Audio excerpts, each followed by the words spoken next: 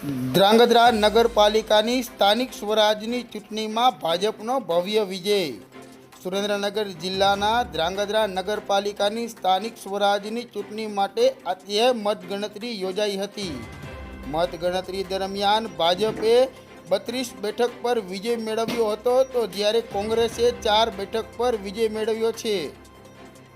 સુરેન્દ્રનગર જિલ્લાની ચર્ચાસ્પદ ધ્રાંગધ્રા નગરપાલિકામાં કુલ ભાજપે 32 બેઠક કબજે કરી છે, તો કોંગ્રેસે 4 બેઠક કબજે કરી છે।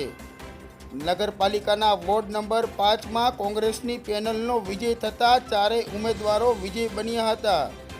જ્યારે ધ્રાંગધ્રા નગરપાલિકામાં 32 બેઠક પર ભાજપે કબજો કર્યો છે।